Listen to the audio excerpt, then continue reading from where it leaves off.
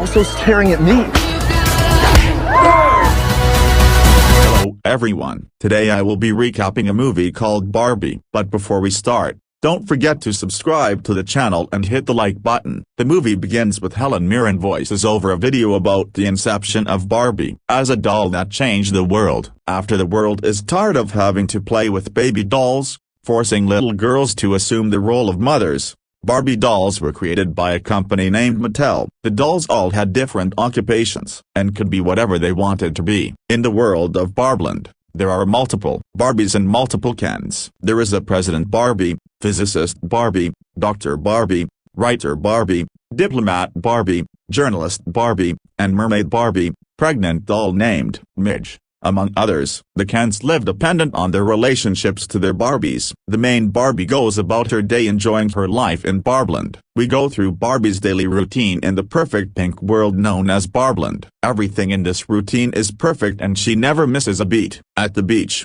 she meets all the other Barbies, Kens, and Ellen. We see some tension between the Kens immediately as Ryan Gosling is jealous of the attention Barbie gives to Ken. Similu. To impress Barbie, Ken decides to run toward the waves of the sea and ends up hitting them hard and falling down before the Kens can have a beach day. Though, Barbie resolves the matter and all is well in Barbieland. At night, all the Barbies, Kens, and Alan gather at stereotypical Barbie's, Margot Robbie's dream house, to have a dance party. Everything is going wonderfully, and we get to see a massive dance number to an extremely catchy disco song sung by Dua Lipa. But the dance is interrupted when the stereotypical Barbie wonders out loud if the other Barbies ever think about dying. The reaction makes it clear that it's only she who feels that way, and quickly she pretends to be joking about it. The next day, though, her morning routine goes completely wrong. She starts malfunctioning soon after, and her feet turn flat. She starts having bad breath. Among other things, the other Barbies ask her to see Weird Barbie. Barbie learns that Weird Barbie became like that after the little girl who played with her ruined her by playing too hard. Now, Weird Barbie takes care of the other Barbies to make sure that they don't malfunction, like she did. Barbie tells Weird Barbie about the things going on with her. Weird Barbie believes that it's all because of a glitch in the continuum between the real world and Barbieland. Barbie learns that the real world and Barbieland are connected and that something has gone wrong in the real world, causing Barbie to malfunction in Barbieland. She asks Barbie to go to the real world and look for the girl that plays with her and messed her up. She wants Barbie to try and cheer the girl up. Barbie is not too pleased by the idea and is unwilling to go, but Weird Barbie forces her to take a trip to the real world. Barbie bids all the other Barbies farewell when other Ken riles Ken up, forcing him to sneak into Barbie's car and ride with him to the real world. Barbie learns that the real world is not all that great, and the Barbie dolls had done nothing to revolutionize the world as the Barbies believed. She is catcalled by men and harassed, where Barbie realizes that the real world is male-dominated, unlike Barbieland where all positions of power are taken by women. Barbie punches a man that smacks her on the butt and gets arrested. Barbie and Ken decide to change their outfits and end up stealing new ones from a shop and are arrested. Again, the cops alter Mattel, the company responsible for making Barbie and Ken, letting them know that two of their dolls had gone rogue and are in the real world. He takes the elevator and goes all the way up and bursts into a meeting with the CEO, Mr. Mattel. In the meantime, Barbie asks Ken to leave her alone for a while as she tries to concentrate on herself and find the little girl who played with her. Barbie sees a vision of how the little girl was stopped from playing with the doll after she had grown up. Barbie gets emotional after seeing how the little girl was being forced to do things that she did not like. Ken goes around the real world and learns that men have a very high status there. He sees how all the positions of power are taken by men and how women are subservient to men,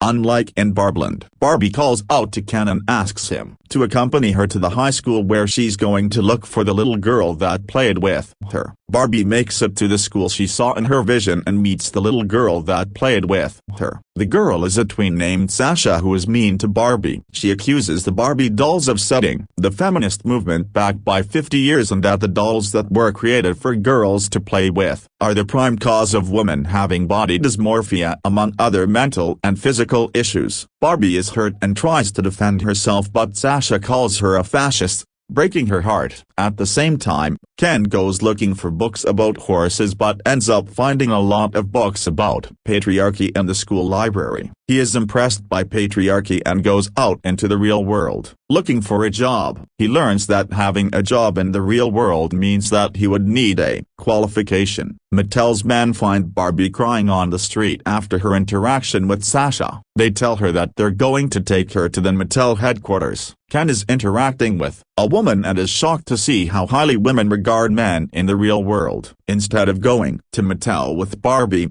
Ken decides to go back to Barbie Land on his own. At the same time, Gloria is at school to pick up her daughter Sasha and decides to follow after the Mattel cars in order to see what was going on with Barbie. Barbie arrives at Mattel and meets Mr. Mattel. She learns that the original creator of Barbie, a woman, was never in the building and that company had been run by men. Mr. Mattel tries to convince Barbie to get inside the box willingly, but she manages to escape the room after lying to use the restroom. Barbie sneaks out and after an elaborate chase, she finds herself in a woman's house. Barbie talks to the old woman who calls herself Ruth. She reassures Barbie that she was perfectly good as she was and that there was no need for her to be the stereotypically perfect Barbie she was designed to be. Barbie gets emotional during her chat with Ruth and bids the old woman farewell after she hears the men chasing after her. Outside the Mattel office, Gloria and Sasha are in their car when Barbie shows up. Gloria offers to help Barbie and manages to outchase the men following them. Barbie learns that it was Gloria who was playing with the doll and ends up having second thoughts about what a Barbie with an existential crisis would look like. She realizes that she malfunctioned because Gloria was having a tough time. Barbie realizes that it was the mother's memories she was having and not Sasha's, and that mother had caused Barbie to malfunction. She apologizes to Sasha for what's happening to the real world because of the Barbie dolls. Barbie decides to go back to Barbland while Gloria and Sasha join in to help Barbie. After arriving at Barbland,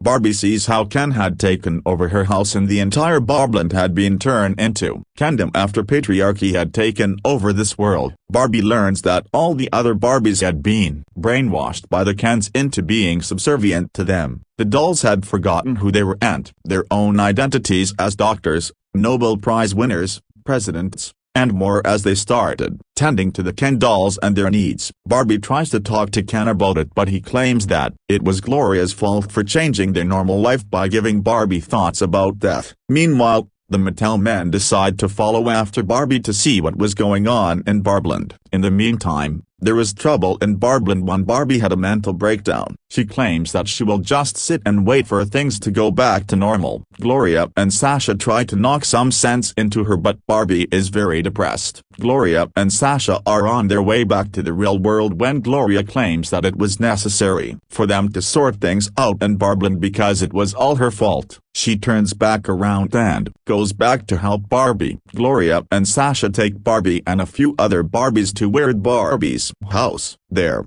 they decide to help save the other Barbies by distracting the Kens. A few Barbies, along with Alan, Ken's underappreciated buddy, start the deprogramming of the Barbies by distracting the Kens with a decoy. Once distracted, the Barbies are taken away and Gloria talks to them about female empowerment in order to bring them out of the trance that the Kens had put them. Once all the Barbies had been deprogrammed, they decided to turn their charm on in order to trap their respective Kens. Barbie goes to Ken's house and apologizes for not seeing him as her potential partner. She tells him that she was ready to date him and Ken is happy. He sings Barbie a 4-hour-long song as do the other Kens with their respective Barbies. However, just as the Kens were convinced that Barbies were into them, the Barbies move on to sit with a different Ken to make them jealous. The Kens split into two different teams and fight each other at the beach. Mr. Mattel and his men enter Barbland just in time during the Ken clash where all the Kens try to fake kill each other. Ken breaks out into song and finally comes to realize that he was Ken.